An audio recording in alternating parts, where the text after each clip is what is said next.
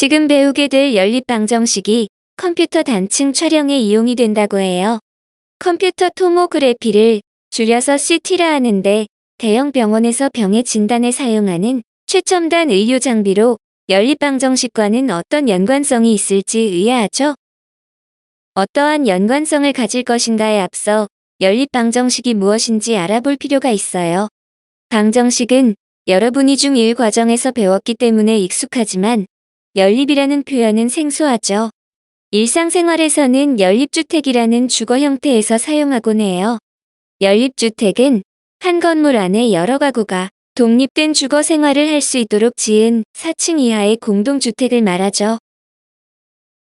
연립주택이 한 건물 안에 여러 가구가 생활하듯이 연립방정식도 주어진 문제 안에 여러 개의 방정식이 존재하는데 이를 하나의 묶음으로 표현하는 것이라고 생각하면 되겠네요.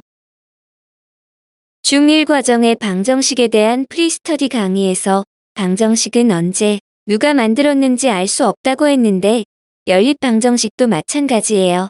방정식의 문제와 그 해결 방법은 각 문명마다 고유한 방식으로 존재했어요. 고대 문명에서 다룬 방정식과 연립방정식이 어떻게 다른지 비교해 볼까요? 탄조나는 인류의 가장 오래된 수학책으로 알려진 린드 파피루스는 기원전 1650년 고대 이집트에서 왕국에 있는 여러 가지 어려운 점을 해결하기 위한 목적으로 만들어진 책이며 실생활과 관련된 84개의 수학 문제로 이루어져 있습니다. 방정식과 관련된 예를 살펴보면 아하와 아하의 7분의 1의 합은 19일 때 아하는 얼마인가? 이때 구하는 아하를 미지수 x라 하고 식을 세우면 x 더하기 7분의 1x는 19가 되고 이는 중1 과정에서 배운 1차 방정식이 되지요. 이 1차 방정식의 특징은 미지수 x가 한 개뿐이어서 동류한 길이 모아서 계산하면 1차 방정식의 해를 구할 수 있어요. 다음 묘비에 새겨진 비문에는 지나가는 나그네여 이 비석 밑에는 기오판토스가 잠들었노라. 그는 일생의 6분의 1일 소년으로 이하는 생략할게요. 3세기경 고대 그리스의 디오판토스는 최초로 수학의 문자를 도입하여 방정식을 풀기 시작했기 때문에 대수학의 아버지라고 불립니다. 이 비문을 수식으로 만들어 볼까요? 구하는 그의 나이를 x세라 하고 일생의 6분의 1일 소년으로 보냈으므로 그 기간은 6분의 1x이고 일생의 12분의 1을 청년으로 보냈으므로 그 기간은 12분의 1x이며 일생의 7분의 1을 혼자 보냈으므로 그 기간은 7분의 1x이며 결혼한 지 5년 만에 아들을 낳았으므로 그 기간은 5년이며 그의 아들은 아버지 생애의 2분의 1만큼 살다가 죽었으므로 그 기간은 2분의 1x이며 아들이 죽은 지 4년 후 그의 일생을 마쳤으므로 그 기간은 4년이 되고 이들을 모두 더하면 자신의 나이인 x세와 같아야 하죠. 이 식도 1차 방정식이 되며 앞에서 이집트의 린드 파피루스에서 다룬 1차 방정식보다 더 길고 복잡해 보이지만 미지수 x가 한 개뿐이어서 동류한 길이 모으고 이항하여 계산하면 1차 방정식의 해를 구할 수 있어요. 1차 방정식의 형태는 이와 같이 미지수가 한 개뿐이고 그 차수도 1차임을 알 수 있어요. 그렇다면 연립방정식의 형태는 어떨까요? 이제는 연립방정식과 연관된 고대 수학에 대하여 알아봐야겠지요.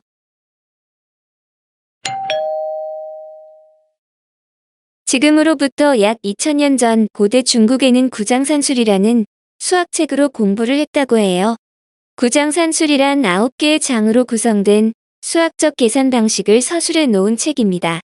그 중에서 제8장이 방정편으로 후대 19세기 청나라 수학자인 이설란이 서양의 이퀘이션에서 다루는 문제들이 구장산술의 방정장의 문제와 일형과 같고 문제의 해법도 유사하여 이를 방정식이라고 번역을 했어요. 여기서 방정이라는 용어의 의미를 살펴보면 고대 아시아권에서 복잡한 시계 계산에 산가지라는 도구를 이용했어요. 산가지는 주판과 마찬가지로 숫자의 계산을 위해 쓰이던 도구로 대나무와 같은 재료로 만든 막대를 일정한 방법으로 늘어놓아 숫자를 계산하는 방식이에요. 이 산가지를 늘어놓은 모양이 사각형과 같다고 해서 사각형을 뜻하는 네모 방자를 사용했고, 사각형 안의 규칙에 따라 산가지를 나눠 놓는다는 뜻으로 규정이나 길을 나타내는 정자를 사용하여 방정이라는 용어를 만들었어요. 방정편에 등장하는 연립방정식의 예를 들어볼게요. 다음 예제는 1299년 원나라 주세걸이 쓴 산악계몽의 방정편에 나오는 문제를 좀 더 쉽게 변형한 것입니다. 문이비단 7자와 명주비단 4자의 값은 38냥이고 문이비단 5자와 명주비단 3자의 값은 28냥이다. 이때 문이비단과 명주비단의 값은 문이비단과 명주비단의 한자의 값을 각각 x, y냥이라 하고 이를 현재의 표현 방식으로 나타내 볼까요? 먼저 가격 38냥에 대해서 x와 y를 사용하여 나타내면 7x 더하기 4y는 38이고 가격 28냥에 대해서 x와 y를 사용하여 나타내면 5x 더하기 3y는 28이 됩니다. 이 두 방정식을 중괄호 모양을 사용하여 묶으면 이를 연립방정식이라고 해요. 이 연립방정식의 특징은 미지수가 x와 y로 두 개가 되는데 중1 과정에서의 미지수가 한 개인 1차 방정식의 풀이로는 해를 구할 수 없어요. 두 개의 미지수 중에서 하나의 미지수를 없앨 수 있다면 중1 과정의 1차 방정식의 형태가 되기 때문에 해를 구할 수 있어요. 그래서 연립방정식의 해를 구하기 위해서는 변변끼리 더하거나 빼서 하나의 미지수를 없애는 가감법이나 하나의 방정식을 한 미지수에 대하여 정리를 한 후 다른 방정식에 대입하여 미지수를 없애는 대입법을 사용하지요. 구체적인 방법은 개념 강의에서 설명하도록 하겠습니다.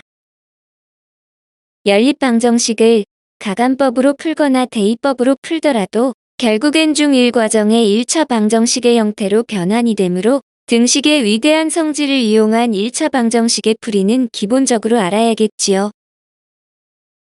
그런데 고대 중국에서도 현재의 우리와 유사한 방법으로 식의 수를 곱하거나 나눈 후 이들을 더하거나 빼서 숫자를 변형하여 계산을 했어요. 여기서 더하거나 뺀다는 것은 한자로 하면 더할까 뺄감을 사용하여 가감법을 나타내므로 오늘날의 연립방정식의 풀이법과 아주 닮았어요. 참고로 그 당시 고대 중국의 풀이법을 따라 계산을 해볼게요. 1열과 2열에는 문이비단과 명주비단의 구매량은 검정색으로 가격은 빨간색으로 다음 틀 안에 숫자로 기입을 했어요. 물론 여기서는 글자와 숫자를 이용하여 알아보기 쉽게 나타냈지만 그 당시엔 글자도 사용하지 않았고 숫자도 산가지를 이용하여 표현했다고 해요. 또한 가격을 제일 아래에 위치시킨 것은 그 당시 한자 문화권에서는 세로 쓰기 방식으로 진행했기 때문에 즉 위에서 아래의 방향으로 진행되어 제일 아래에 놓이게 된 것입니다. 여기서 1열에 있는 검정색 숫자 7과 4는 각각 문이비단과 명주비단의 구매 개수이고 빨간색 숫자 38은 구매 가격을 뜻하고 2열의 숫자도 마찬가지예요. 먼저 각 행끼리 1열에서 2열을 뺀 값, 즉 7 빼기 5는 2와 4 빼기 3은 1과 38 빼기 28은 10을 다시 2열에 적고 또한 이 행에 있는 두 숫자를 같게 하기 위하여 1열의 숫자에 각각 3을 곱한 후, 즉 6, 3, 30을 다시 1열에 적어요. 이 행, 1열에 있는 숫자 3을 없애기 위하여 1열에서 2열을 뺀 값, 즉 1, 0, 1을 다시 1열에 적고 1열에 있는 보라색으로 색칠된 부분에서 숫자가 0과 1만으로 구성되어 있게 되면 1열은 모든 과정이 끝난 형태이므로 더 이상의 변형을 하지 않아도 됩니다. 마찬가지의 방식으로 2열의 숫자도 왼쪽처럼 숫자가 0과 1만으로 구성되어 있게 만들어야 해요. 일행에 있는 두 숫자를 같게 하기 위하여 1열의 숫자에 각각 5를 곱하고 2열에서 1열의 숫자에 각각 5를 곱한 값을 빼서 즉 0, 3, 18을 다시 2열에 적고 끝으로 이행 2열에 있는 숫자 3을 1로 만들어야 하므로 2열의 숫자에 각각 3으로 나눈 후 다시 2열에 적어요. 그러면 2열도 1열과 마찬가지로 숫자가 0과 1만으로 구성된 상태가 되지요. 다음과 같이 동그라미를 친 부분에서 숫자가 0과 1만으로 구성되어 있는 정리된 표가 나오면 모든 계산 과정이 끝나게 됩니다.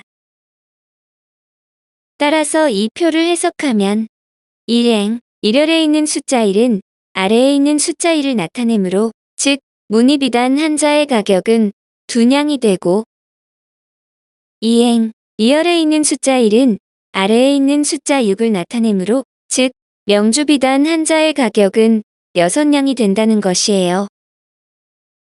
답을 구하는 과정에서 특이한 점은 어떠한 수식도 없으며 단지 숫자와 사칙연산만을 이용하여도 구하고자 하는 답을 이끌어낼 수 있다는 겁니다.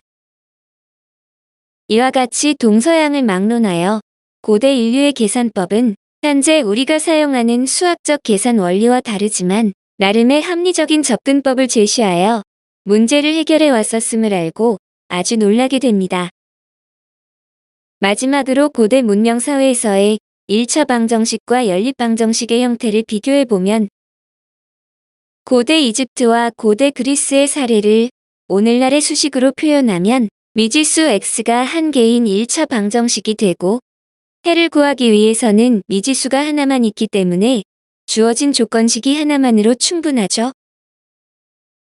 고대 중국의 사례를 오늘날의 수식으로 표현하면 미지수 x와 y가 두 개인 연립 방정식이 되고 해를 구하기 위해서는 미지수가 두 개이기 때문에 반드시 주어진 조건식이 두 개가 있어야 하죠. 만약 미지수가 두 개인 하나의 방정식만 주어진다면 이 식을 만족시키는 해를 하나로 정할 수 없다는 거예요. 즉, 주어진 방정식의 해를 구하기 위해서는 모르는 미지수의 개수만큼의 조건식이 필요하다는 거죠. 경우에 따라서 해가 무수히 많은 부정이나 만족시키는 해가 아예 없는 불능이 되는 특수해가 있긴 해요. 여기에 관해서는 개념 강의에서 다루어 볼게요. 만약 미지수가 3개인 방정식이 있을 때 이를 만족시키는 해를 구해야 한다면 특정한 하나의 값으로 정할 수 있을까요? 아니겠죠? 특정한 하나의 값으로 해를 정하기 위해서는 주어진 조건식이 반드시 적어도 3개가 있어야 하죠. 중1 과정에서 배운 미지수가 한 개인 1차 방정식과 이제 배우게 될 미지수가 두 개인 연립 방정식에 대하여 형태적인 차이점과 이로 인한 풀이의 접근 방식이 다르다는 것을 아셨죠?